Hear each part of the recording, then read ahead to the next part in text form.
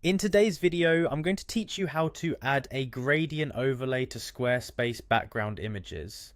This visual technique can give your website a professional flair and really make your images stand out. So let's dive right in and show you step by step how to achieve this.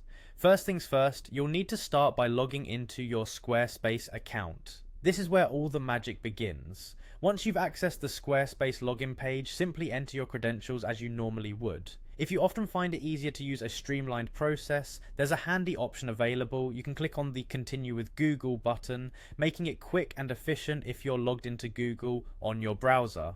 After you've securely logged in, you'll be directed to the dashboard. The next step is to access your website's backend. Find your specific website among your sites on the dashboard and click on it.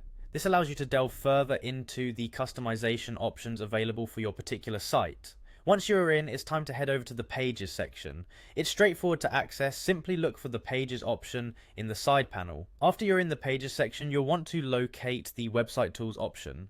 Clicking on this will open up a treasure trove of customization tools you can use to enhance the visual design of your site.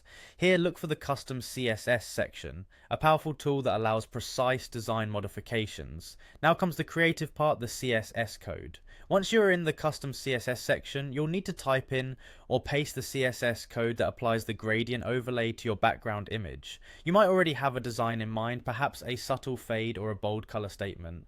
Remember, CSS is flexible, allowing you to tweak the colors and the angle of your gradient to better fit your site's aesthetic. If you're not sure where to start with the CSS code, there are plenty of resources and examples online for inspiration. After entering your CSS code, it's crucial to finalize the changes by clicking the Save button.